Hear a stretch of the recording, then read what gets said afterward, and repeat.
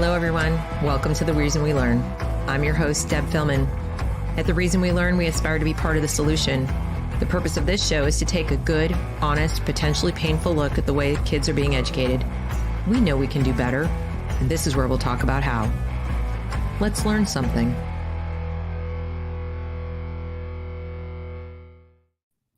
Hello, everyone. Welcome back to The Reason We Learn. I'm your host, Deb Fillman. And I have Lynn Taylor in the house again tonight. The Commoncore Diva is back with a new report about the machinations of our federal government. Yes, I'm going to go ahead and call it machinations, because when you hear what she's going to report to you today about the federal government, your children, IDEA, which for those of you who are not familiar with that, it is what the law basically that gives the federal government a license to, bribe school districts with money related to special needs and the provision of education for children with special needs. So I'm not going to belabor this. I'm going to bring Lynn in to tell you all about it, but please get ready to take some notes, because as usual, Lynn is full of facts and details. And while we will provide the resources down below, you may well, if you're listening as a podcast, you may well want to stop periodically and take some notes. So let's bring in Lynn. Hi, Lynn. Hello, Deb. How are you? I'm doing well. I'm afraid I'm about to be doing less well. Well, I really want folks to be put on notice, because we have mere days left for public comment on what the federal government is willing to do to our states in the name of special needs families. So I want you to think of it this way. If someone told you, hey, Deb, I know you've got special needs in your family, but, I know you've got neighbors who don't have special needs, but what if we treated everyone the same way, with the same treatments, the same funding, and the same interventions? Would you be okay with that? No. And, okay, it sounds really expensive, first of all, because already I know special needs parents who are begging and pleading and having to go to court just to get crumbs so that their children get the services that they need, and they actually need them. And so that sounds massively expensive, like giant government bloat there. It also sounds like pathologizing childhood. How are they going to come up with a special need for every kid? Because every student succeeds at increase the amount of Title I funding from per pupil. In other words, those who needed it, like the special needs families, to whole school. And roped in with that, Deb, meant that everyone got a behavior intervention. Everyone got a mental health screening. And whether they needed it or not, they got it. And so many children have been mislabeled. So many children have been over-medicated. So many children who have needed these services are now finding that they're not as much at the table as they used to be. But our federal government has taken it upon their blessed little heart, Deb, to go, you know what? We know there's a problem and we're here to help. And so what they've done back in May was they put out a 40-page document that said, we've got a bright idea. We're going to take and we're going to remove parental consent for IDEA funding Part B services. We're going to change it from every time that service is needed to a one and done. And how much more money that means the schools can get, and how much more money the parents can get. And I want you to know that by the time the document is over, the local education districts might get $15 per student, and the parents $3.60. Who's getting the money? The administrators. All those people who push all those forms in front of the parents, because after all, if you go on the federal registry and you read some of the comments, Deb, they are absolutely insulting.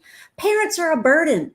Getting their consent is a time waster. And oh, my job would be so much easier if I just didn't have to go run down Johnny and Susie's parents every time that I needed to bill an IDEA service. But here's the kicker. It's not yes, it's about removing parental That makes consent. fraud so easy. If only I could bill Medicaid without getting the patient in here for a visit. Exactly. Here's part of the danger.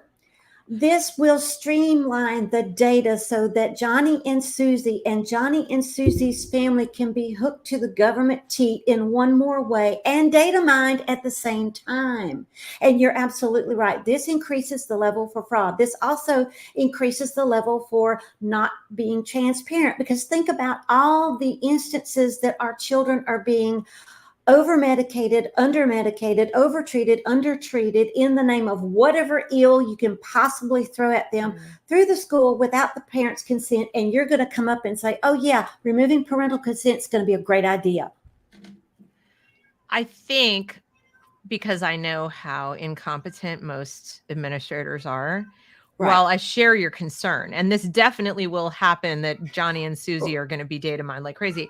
What I think the fraud is a certainty. The fraud, you can guarantee. We have historical evidence that when you remove the consent of the service recipient, in this case it would be the parent, from the billing, when the person allegedly providing service can just bill and there's nothing going on between, if fraud is a certainty, fraud's going to happen.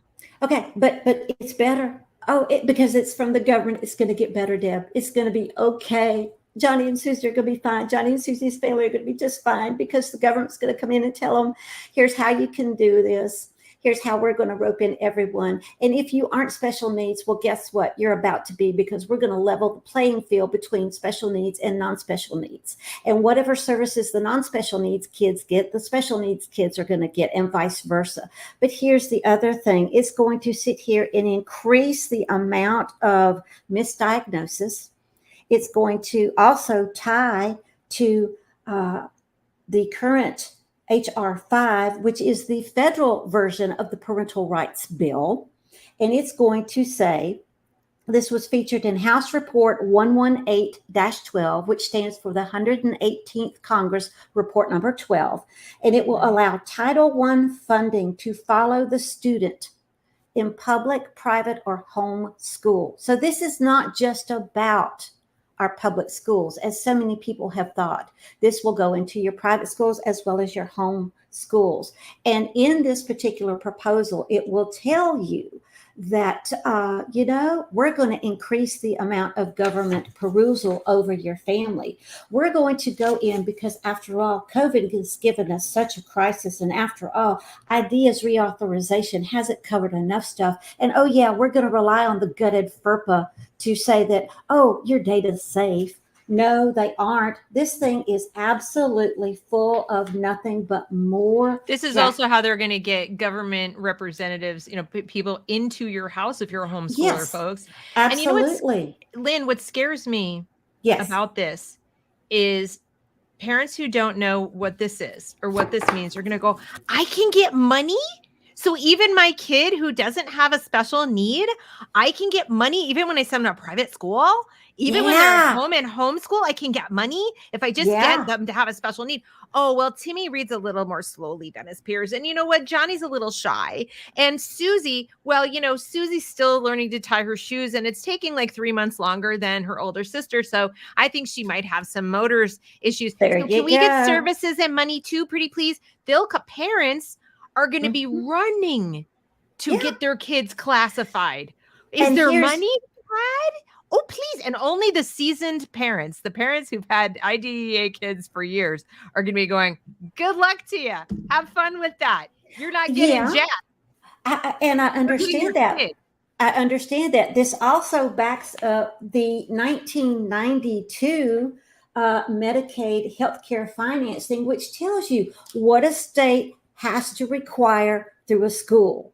And it's 1992. It's 30 years old. And we're still using this. But it's going to back that up. Now, as far as the comments, here's what people need to understand. On the Federal Registry, what you want to look for is, it's called the Assistance to states for education of children with disabilities. I'll repeat that. Assistance to states for the education of children with disabilities. They published this in May. They said you've got till August the 1st to comment. Now, when I first looked at this and first reported on it back in early June of this year, there might have been 12 comments, Deb, and they were all very insulting to parents. The comments are now well over 1,000. But when you look at the number of millions of people who are going to be impacted by this, and we've got, a week or so left to say, this is a bad idea, but you've got administrators in there going, oh no, we need to streamline everything. We need to get everyone on the data hook and the federal T. But here's what I want people to understand. If your healthcare provider is not already roped into the school, they will become roped into the school through these proposed changes. They will have to be Medicaid certified. Otherwise, you cannot see them or receive their services. Now, here's what's so scary about that. This butts up right into, hang on, let me throw my notes over here and get to these new notes. This throws right into the U.S. Department of Education's full service community schools. I want you to think of those as the one-stop mini mart of government services, where you used to go to get your education, but now you go to get your food, your healthcare, your job. That's what these community schools are doing. Anita Hogue, Charlotte Iserby, so many people have warned us about this whole community model. So part of the proposed changes and how they're roping in Johnny and Susie's parents and grandparents and anyone who lives in the family is going after the neighborhood through these community schools going, hey, the door's open. We got free health care. We've got free idea funding. We've got free this. We've got free that. And oh, by the way, you might learn what 1 and 1 is equal to 2. But we're not going to make that a priority, just so long as you can get those government services. Now, here's why it's so confusing for some people, because it's giving opportunity to access these funds, Deb, and these services as a spin for teaching others how to double dip in the system, how to corrupt the system and further abuse it. Under Every Student Succeeds Act, the schools were recognized as quasi-federal medical health centers, therefore qualifying them for more school psychologists, social workers, more interventions, more medications. And this is backing this up. And they're going to go and say, oh, but we really care about the special needs people.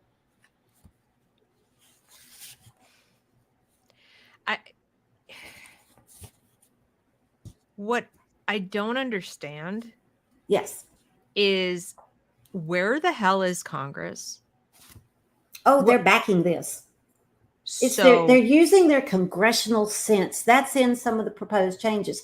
And if it's not in the proposed change, it is in the over, how many pages is this? It is in the 184 pages of the brand new Department of Health.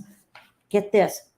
Comprehensive guide for delivering services in school-based settings for Medicaid services and claims.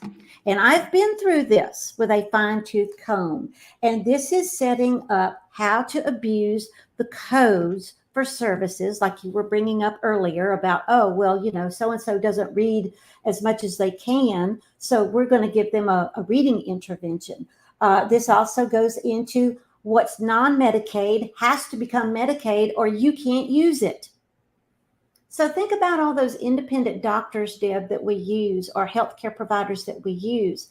They're going to be excluded on purpose. So let's say you do have someone who has worked well for your child with special needs that's not Medicare certified. For them to be able to even see your child, they would have to give up their freedom to become Medicaid certified under the government's strings. With your permission, I would like to read some of this because, well, first I brought it up on the screen to the Federal Register, for those who are listening. I brought up the Federal Register Assistance to States for Education of Children with Disabilities, a proposed rule by the Education Department on May the 18th, 2023. Right. First of all, to show that Lynn is, has done her homework. People who don't know you may not realize that. Right. People who do know you, they take this, for granted. I'm going to read some of this, and Sure. parents, you just decide for yourself. This is all going on right under your nose, but you're too busy working and doing things to notice, I'm sure. Summary. The secretary, that would be Cardona, proposes to amend regulations under Part B of the Individuals with Disabilities Education Act, Part B of IDEA or the Act, that govern the assistance to states for the education of children with disabilities program, including the preschool grants program. Specifically, the secretary proposes to amend the IDEA Part B regulations to remove the requirement for public agencies to obtain parental consent prior to accessing for the first time a child's public benefits or insurance, e.g., Medicaid, Children's Health Insurance Program, or CHIP, to provide or pay for required IDEA Part B services. Let me read that little bit again, okay? Proposes to amend the IDEA to remove the requirement for public agencies to obtain parental consent prior to accessing for the first time the child's insurance. As there are no comparable consent requirements prior to accessing public benefits for children without disabilities, the removal of this consent requirement would align public benefits consent requirements for children with disabilities to those for children without disabilities and ensure equal treatment of both groups of children. Now, we need to talk about this. Okay. This is a very neat little sleight of hand, isn't it, Lynn? Because they're acting like there is such a thing as accessing services for people without disabilities, but there isn't. The only services that the federal government would be paying for that these people, that the kids without disabilities access, are not medical. Okay. Okay. Am I wrong? Am I crazy? Or are they saying you're now equal with people who aren't doing anything? That would be correct. Now, the reason why I wanted to bring up this comprehensive guide from the Department of Health and Human Services is in that 40-page document that you're referencing right there, the summary, some of the language in that particular proposed regulation shows up in this guide from Health and Human Services, not as a proposal, my dear, but as a done deal. So my question would be, if we're seeking public comment and we have these proposed changes, why is Health and Human Services putting out a guide that is almost lockstep, verbatim in some instances with the proposed changes? So in other words, they have no intention of changing their mind because of public comment. That's obvious. Thank you. But I did want to linger on this because this entire thing is predicated on the notion that the kids with special needs are somehow suffering with something that is unequal to the kids who don't have special needs. But can you name me a single service or public benefit that children without disabilities access without their parents' consent that their parents would need to give consent for? What public benefits would those be? Free lunch? That's going to be included, because if you look at the 1992 Medicaid parameters, it didn't mention free lunch at that point, but it's been updated to include the supplemental nutrition assistance, the free school lunch. This is why those community schools are being roped into this. And here's from page 150 on the U.S. Department Health and Human Services guide. Here are all the services, my dear, for school-based Medicaid services: licensed practical nursing, a nurse's aide, a health technician, a personal care aide or a teacher's aide, a bus driver or a bus aide, a vehicle aide, a psychologist, a school psychologist, a counselor, a social worker, a clinical social worker, a marriage and family therapist, applied behavior analyst, speech language pathologist, speech language pathologist candidate, not even medically certified yet, speech language pathology assistant, audiologist, audiology candidate, again, not licensed, speech and language impairment teacher, occupational therapist, certified occupational therapy assistant, a physical therapist, physical therapy assistant, and any other job category outlined in the, get this, Colorado Medicaid state plan that is eligible to bill direct medical services. So in other Why words, they're using, Colorado? because they're using that as the template for the nation. So here is where all the money's going. Are you ready? Administrators, counselors, interpreters assistants, pupil support services administrators, psychology interns, special education administrators, program specialists, psychologists, social workers, orientation and mobility specialists, resource specialists, and family liaisons. In other words, those who are checking up on your family to see if you're towing the government line. School bilingual assistants, nurses, special education teachers, and other groups or individuals that might be identified by your district and approved by the department. Yes, they're using Colorado as the model because theirs has been so successful.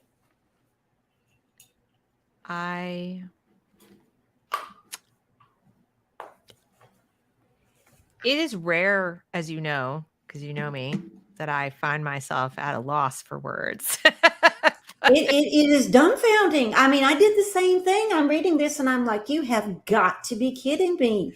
And this is why I've done so many shows and at least 2 articles on it. It's because we have got to get the parents aware that this is not about special needs so much as it is leveling the playing field and putting everybody in the same pot.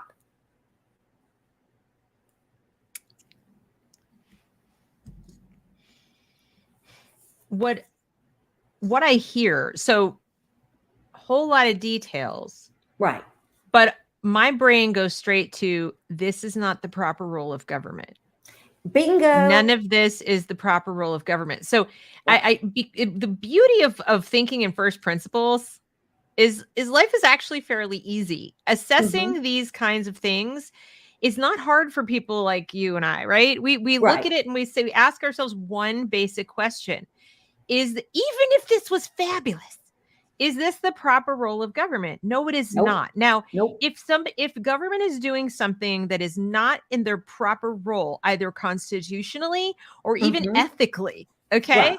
And certainly fiscally, it's grossly irresponsible. So I think we can find several data points where it is not the proper role of government, regardless of where your philosophy lies.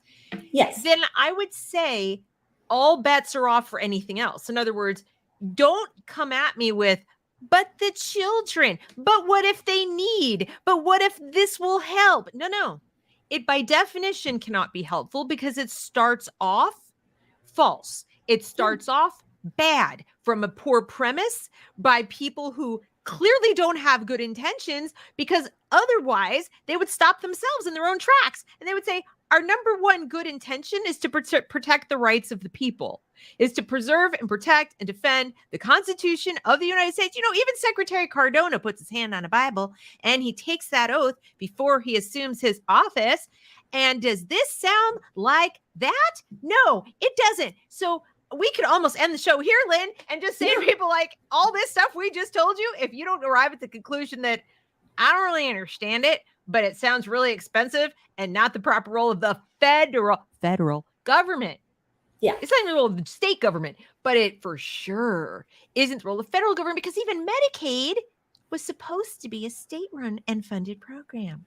It was, but you have a Senator Robert Byrd from West Virginia way back when who goes, there's free money out there and it's for health care and we're going to throw it into schools. And that's when it happened.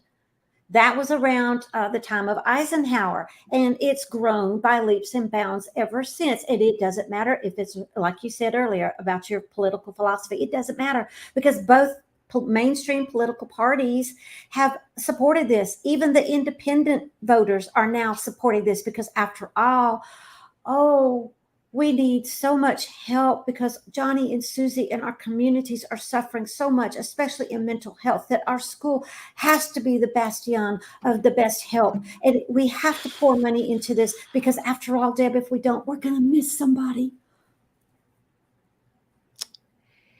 And we're Yeah. coming up on a huge election. And this is part of the rhetoric to sway people. I mean, think about it. This goes into an amendment for a federal Parents' Bill of Rights. And there's a danger in that, because what government enumerates, government can take away. God made you a parent, not the federal government, That's not the right. state government. That's And right. anytime you have a parental bill of rights that goes, oh, well, we're going to come in and we're going to protect your right to A, B, C, and D, you don't need their protection. Well, they You shouldn't be already have positive it. rights. They shouldn't be positive rights. The Right. only let me go on record here representing Yes. the reason we learn this channel. It's my Yes. channel. I can do that. Okay. Right. The reason we learn's official position on any federal parental bill of rights is it must be a doctrine of negative rights, just like the regular Bill of Rights. Personally, I don't think we need it. I think if we just enforce the Bill of Rights, we'd be all set. But if y'all want to just enumerate and like really dig in on those negative rights meaning get the F out of my face, government, not you owe me stuff. You owe me stuff is privileges, otherwise known as positive rights. Those are the ones that can be taken away. So if they say they're going to confer on you things like transparency in what your children are learning, they get to define transparency. They if do. They, say They also get to define who's a parent. That's right.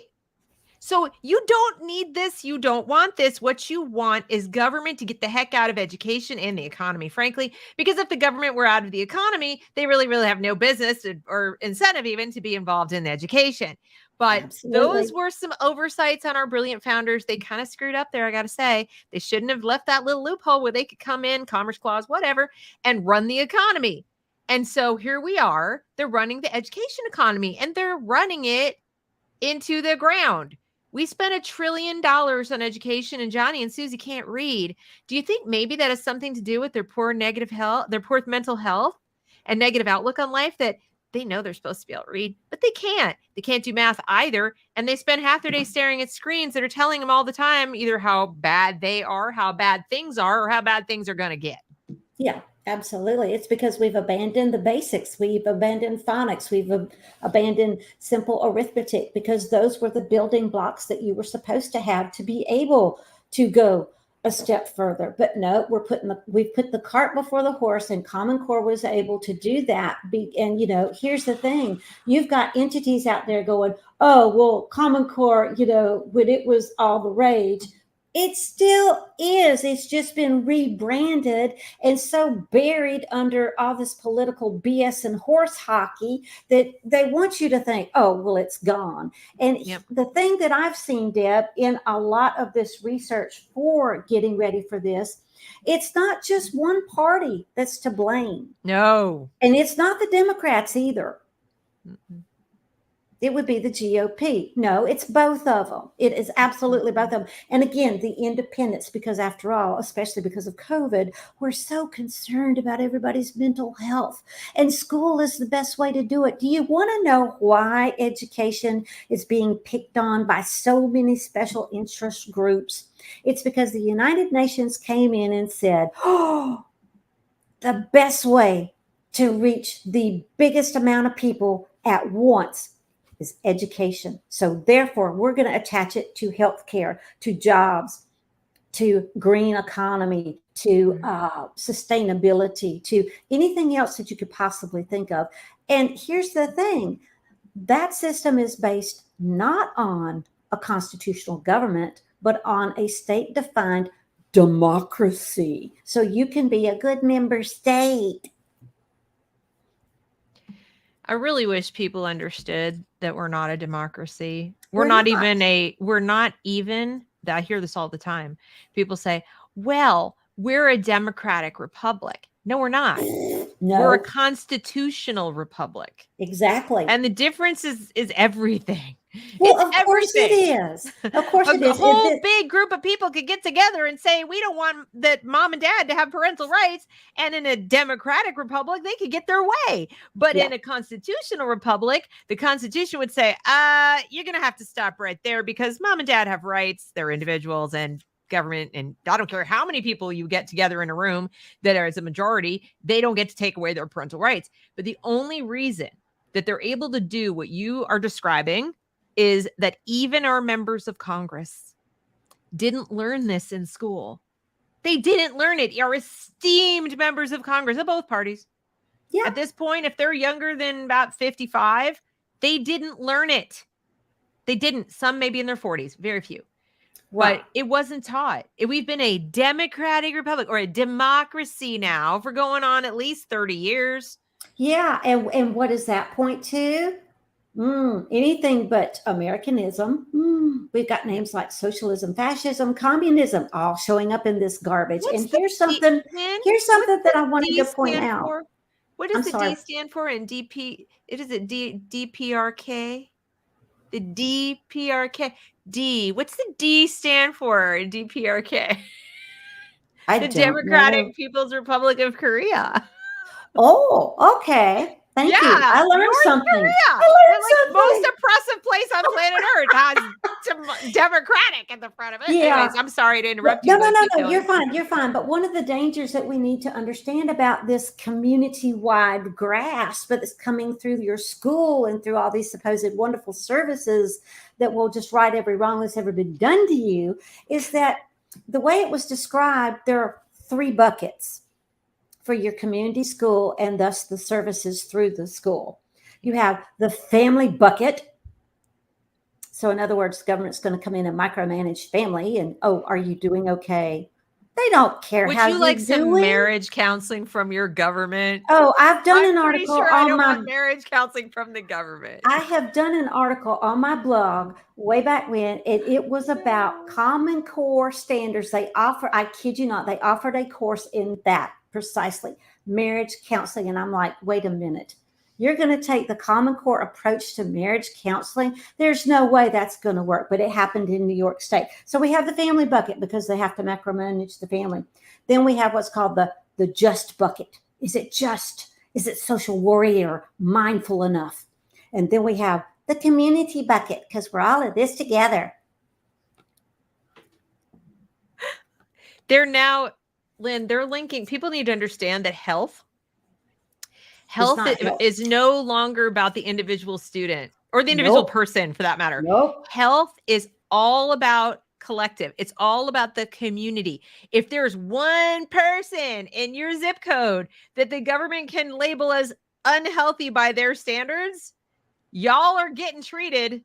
You're getting treated.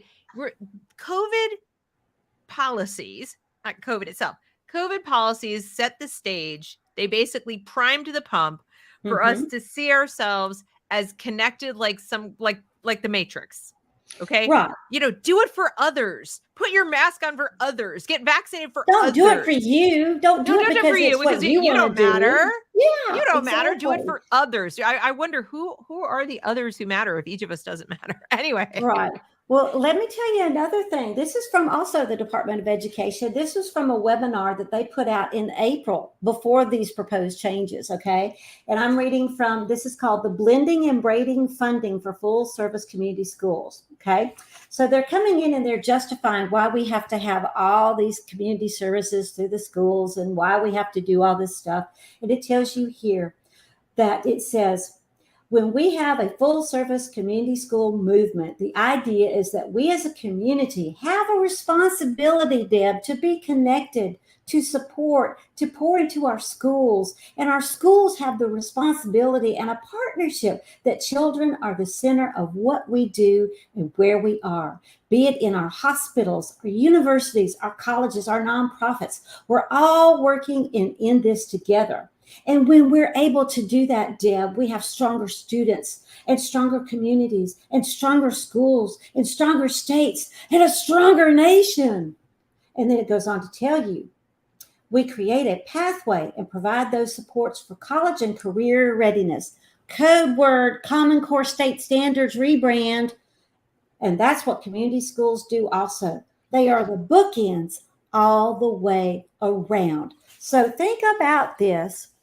Not as a one-stop mini mart where you're going down one aisle. I want you to think you've been now surrounded by government and government intrusion.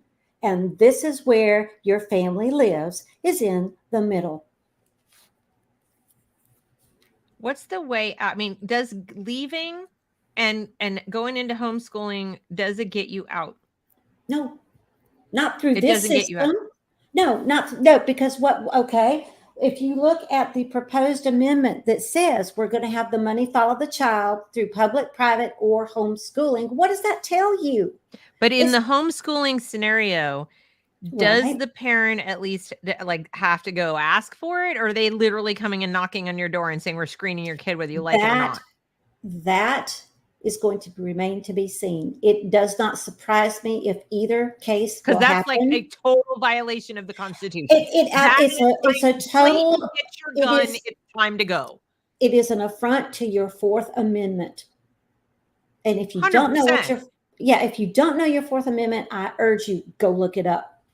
And if someone does come to your door You don't have without to let them just in. cause, you don't have to let them in. That's precisely right. And I learned that way back when, as a homeschool mom, because What people were going, "Oh, what well, if anything is HSLDA doing about this to put out they're info saying, talking a good game." But let me tell you, HSLDA is no more the friend of a homeschooling family than Stalin was to freedom. And the reason I say that is because I have proof. They are in on the college and career readiness. They're on the career tech education. They're on the STEM. They're on wow. the dual enrollment, the IB, the AP. Any of that, they're in on, because after all, oh, why not? Because it doesn't say Common Core. See, I've been, referring people for years to No, HSLDA as I far as won't. like, I will absolutely not. And the reason why is because there is an attorney. Her name is Deborah Stevenson. I think she's out of New Hampshire. She is the lead attorney for the what's called NHELD, which is the National Home Education Legal Defense. She has been able to go and look and interact and find precedent to where HSLDA has knowingly misaligned many families. And, I urge you, if you've not interviewed Deb on this, you should, because she is such a powerhouse. She is one of my friends. We have traded research on this. And we know the reason why HSLDA is on this path to act like your friend and then not really be your friend if you're a homeschooler is because they have a political stance in Washington. And there's a political agenda, and it's tied to charter schools. And we know that charter schools are also public-private partnerships, which are fascism. So no, there's no way that I've never trusted HSLDA. And I have been at homeschool conferences where I've been speaking, and I've been literally across the exhibit aisle from one of their lead attorneys when Common Core was all the rage. And all the publications were coming about here's who was going to be impacted and here who wasn't. And I've done all this research showing how it's impacted every single aspect of education, even homeschooling. And I'm hearing one of their lead attorneys going, "Oh, homeschoolers have nothing to worry about. Common Core will never touch them." And I'm sitting over there about to have a duck fit because I'm going, wait a minute. What about Tom DeWeese's research that's showing, yes, it is? What about Kathy Duffy's research that's showing that it is? Or Anita Hug or Charlotte Iserby or Iserbyte and myself? We've proven it. But yet, because they have the name, because they have the bucks, they're going to put up a good front. Well, I'll tell you who I'll believe the people who come to me and say, we can't keep it out.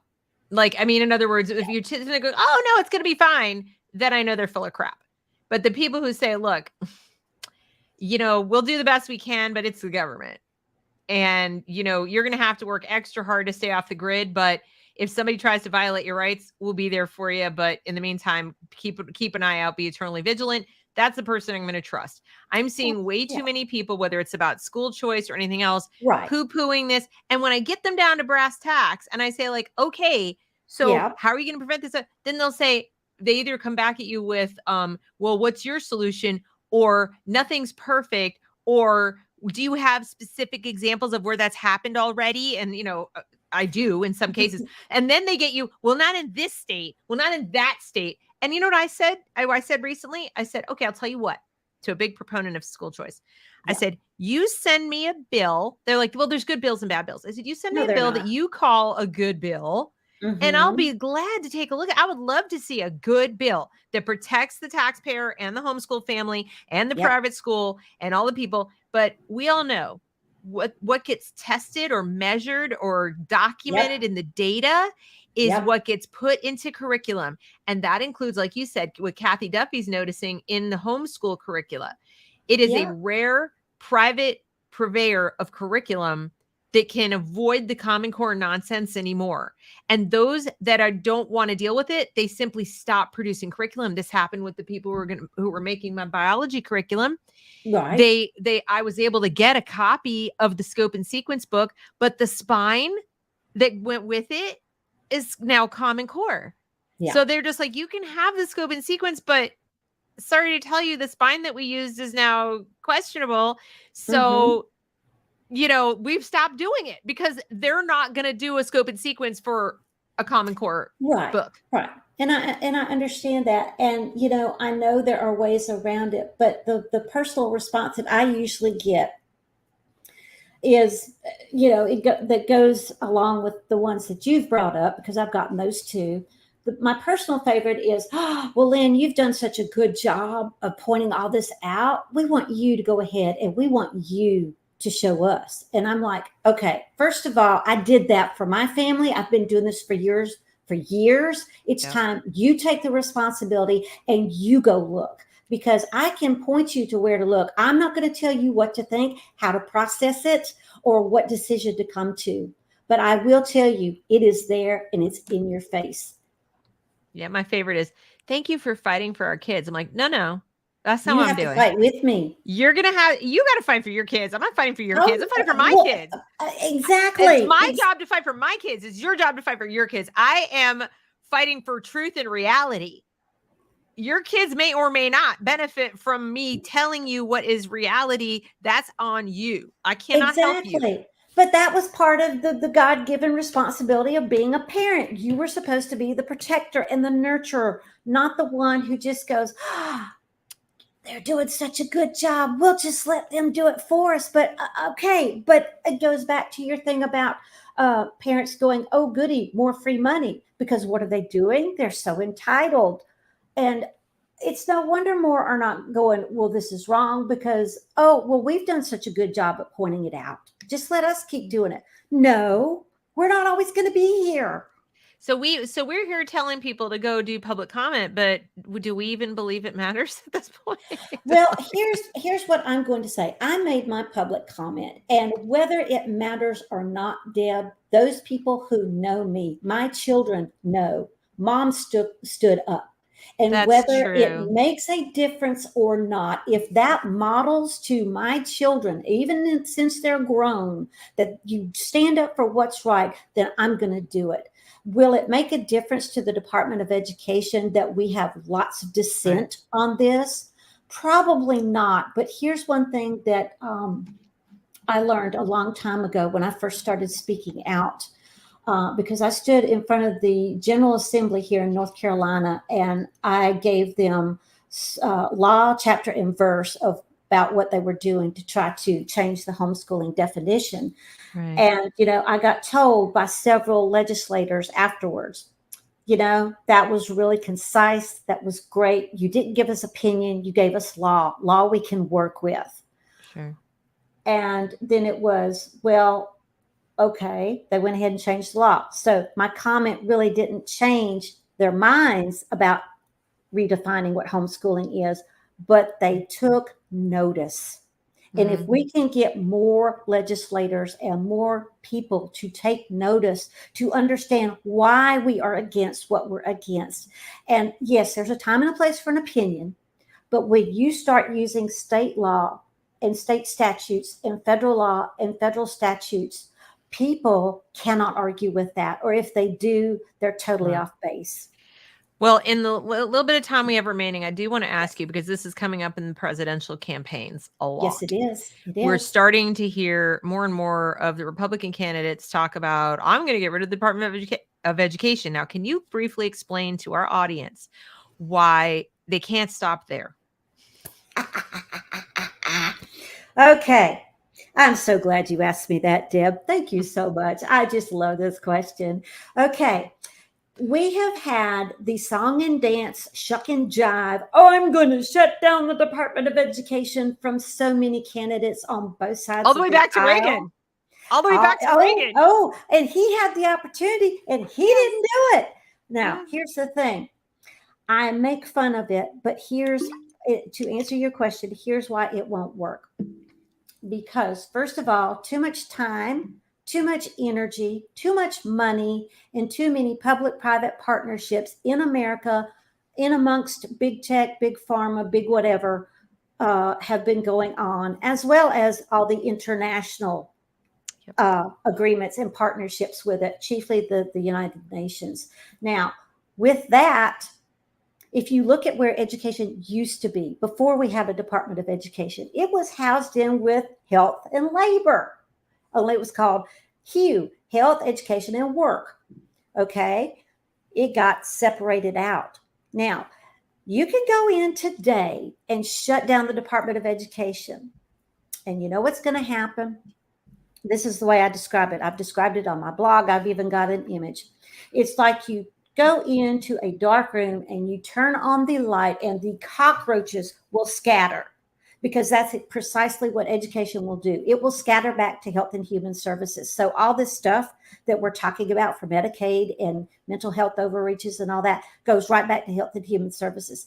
Anything with career tech or STEM or things like that will go to Department of Labor, Department of Transportation, Department of Energy. Anything to do with student debt, scholarships, IRS. Anything to do with anything else will get scattered among 13 other unconstitutional agencies, just as unconstitutional as the Department of Education. If you truly want to shut down the Department of Education, here's what you need to do first.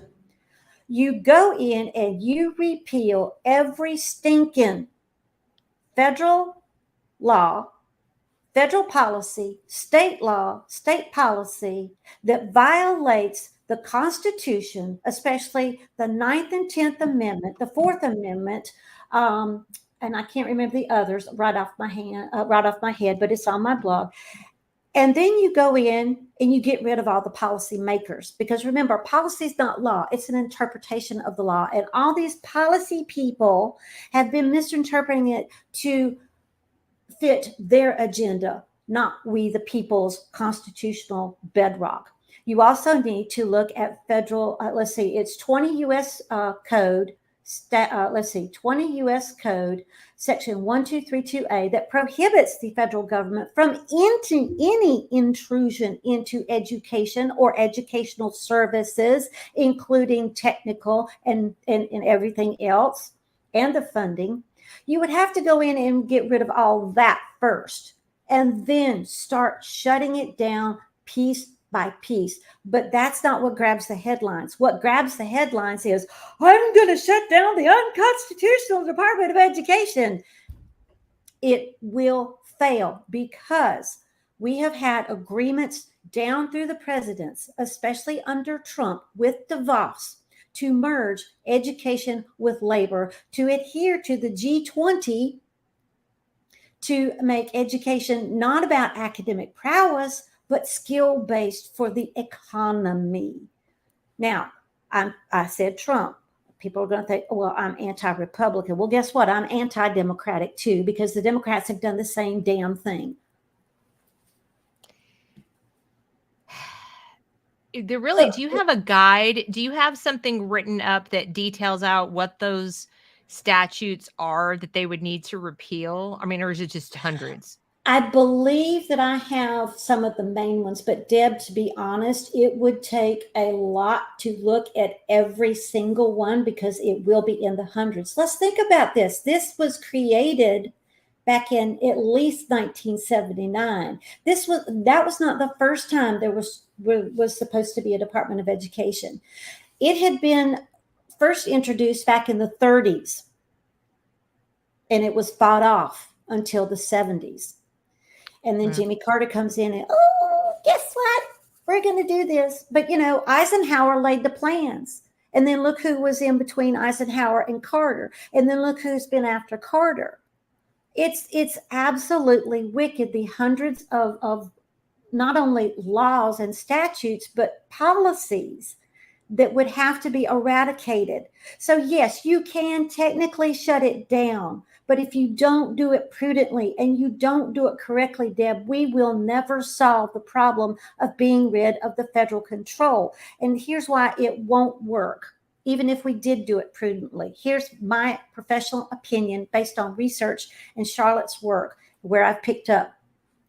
School choice is the vehicle that will destroy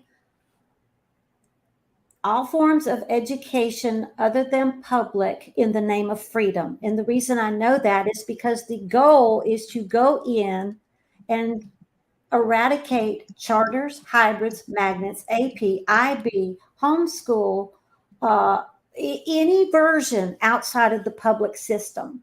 Shut it down because it can't work. Rebrand it as public education, thus putting it under a national and federal school board, which Lamar Alexander promised us. He claimed it as a warning, but he promised that would happen. And this is why school choice is so dangerous. And people are going to go, well, where are you getting that from?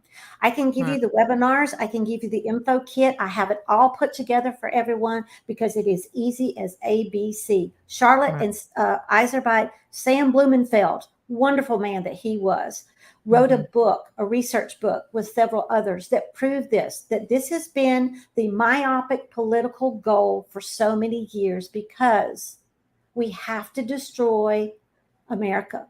And we're going to do it through destroying education and going after the family. And what better way to do it than to dress it up from the Democrat side going, well, take school choice because you can escape your government assigned zip code. And the Republicans going, well, take school choice because we'll save you from the mean, nasty, evil Democrats.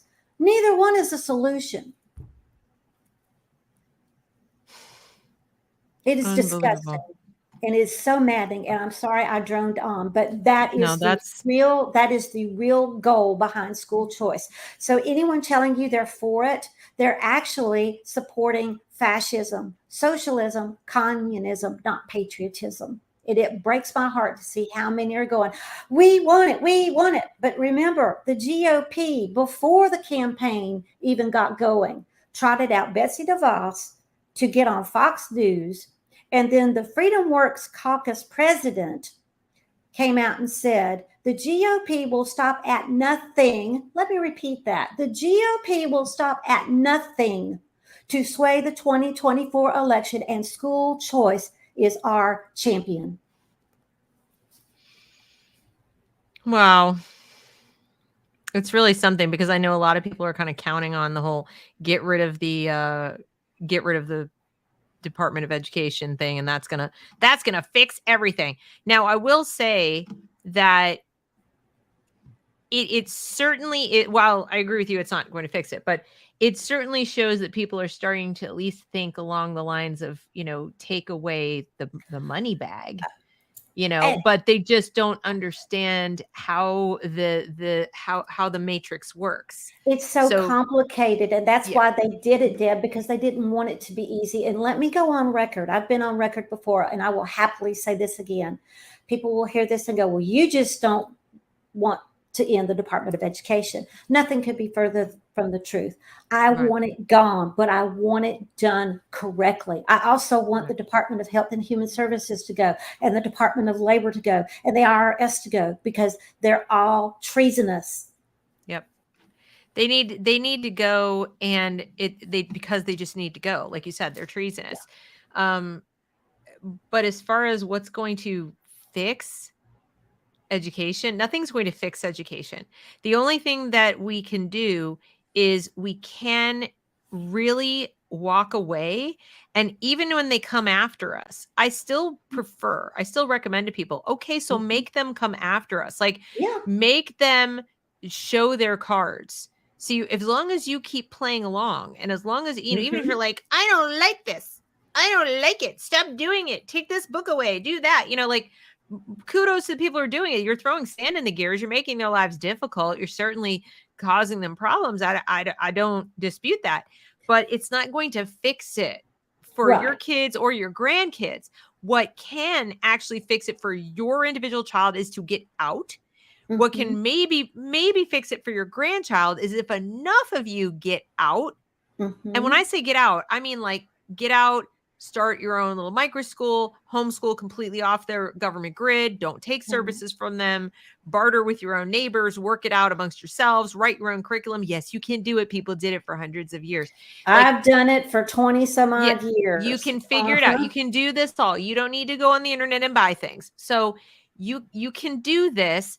Find ways, creative ways to do this. People got super creative during COVID, and there are people who platform them and say, this person started a micro school in her backyard. This one did it in the basement of a church. That one did it in their little one-room apartment with 3 other families. People are doing it. And then Right. when more and more and more and more people just aren't showing up in the first place, they're going to have one of two choices. They're going to go full China and come to your door and get your kid, in which case, Mhm. I mean, all bets are off. Like, America's over. Oh, yeah. Or the lawmakers, so-called politicians, so-called, who claim that they want your vote, are going to have to address the elephant in the room.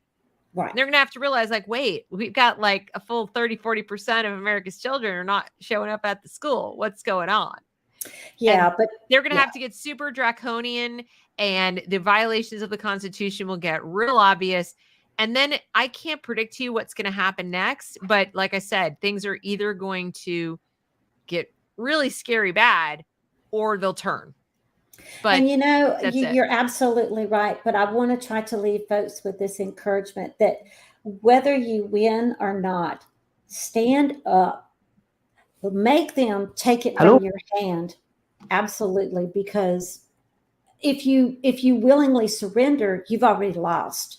So yes, take that pot shots where you can, but stand on law, stand on statutes. Don't stand on opinion, because opinions will be sinking sand and they will bury you.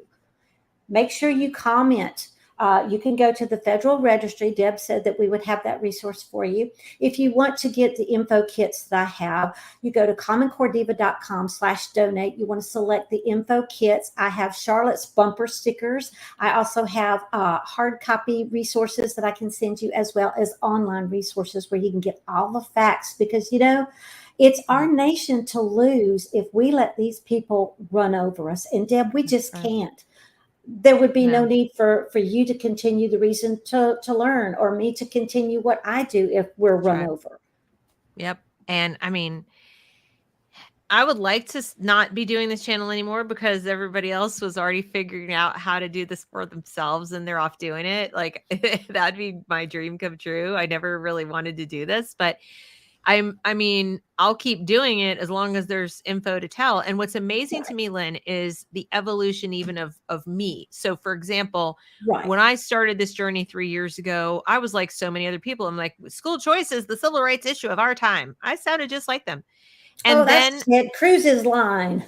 but right, I didn't know. I was just, I was, but in my defense, I was still miles ahead of a lot of people. I was already Yeah. homeschooling, and I was, Right. but that said, and I knew stuff was bad with critical theory. I just hadn't done all the dig to Right. get into it. So I'm telling this story for a couple of reasons. One, intellectual honesty, that I'm not going to sit here and profess to you that I've been as enlightened for as long as Lynn has. I've been coming along. She's educated me, and now she's turning around, we're educating you.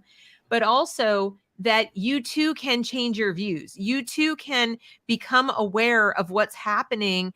And it's actually not that hard to admit, wow, I was wrong. There's a lot Right. of power, actually personal power, in saying I was mistaken.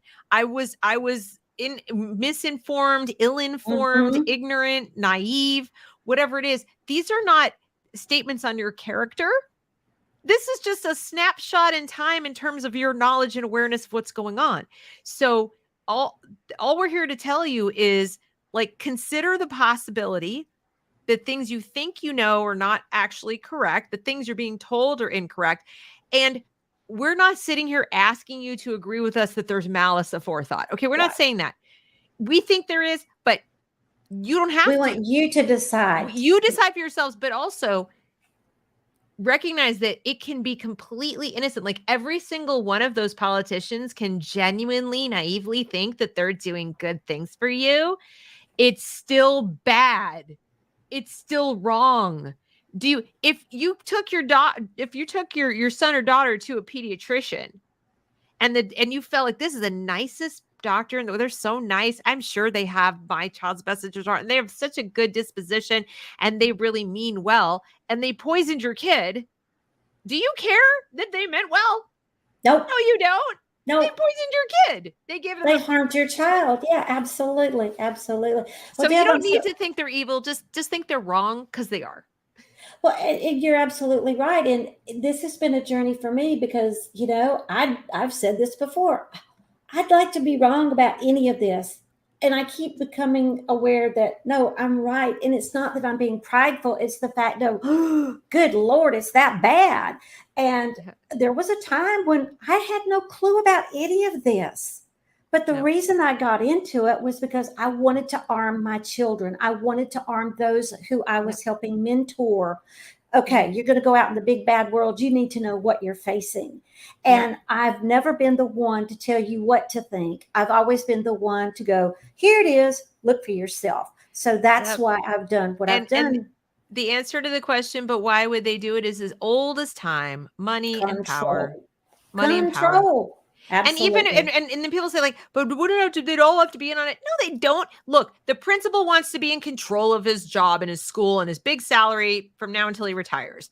The people at this teachers union want to be in control of the teachers union so it's never threatened, so they can have their job and their pension and their money until they retire. And they want to be big people and important people.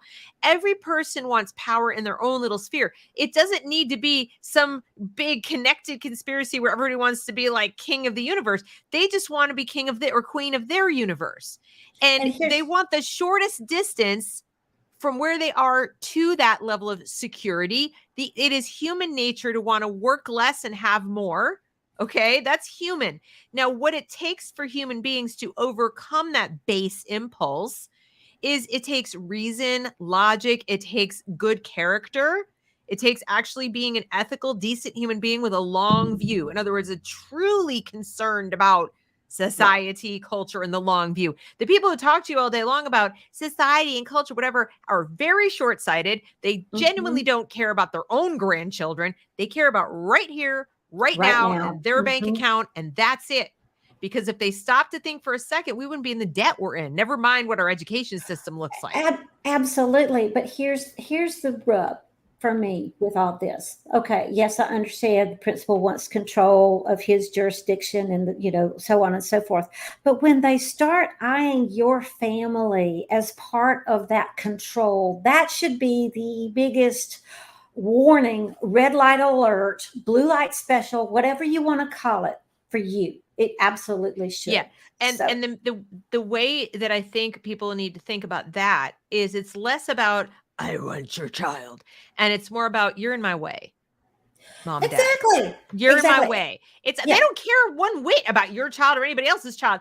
You're just in the way of your child being used as fuel for whatever this power thing is. They are the lawnmower that they're working on. That's it. They are the lawnmower, and you're the grass. That's it. They don't, it's not about some megalomaniacal thing. Maybe for Bill Gates it is, but it's, it's for the average principal. It most likely is just about, you bother me. Go away, kid. You bother me. Like, stop asking questions. You're making my life hard. Go away. Yeah. That's it. All right, my dear. Well, that's what I got for you. All right. So everybody, you can go, the link is down below. You can go and make your public comment. Please make your public comment before August the 1st. At least, as Lynn said, for posterity, it will be in the public record until they burn down the Hall of Records. But anyway, but it will be there. And so your children may know that you at least tried. And in the meantime, make yourself aware of all of these things. And if it does come to pass that they try to classify your child or interview your child or whatever, you can legally take steps to opt out and write waivers and things like that. It's just hard. So you're going to have to do some things. Okay. They can say they don't need your parental consent, but if you preemptively say don't do it, they can't really get around that. That they can't do, as far as I understand. They might wipe that out too, but we'll see. Anyway, Yep, Lynn, we'll see. as always, thank you so much You're so for welcome. coming on and sharing this wisdom with us. And we will see you all again next time. Bye-bye. Bye.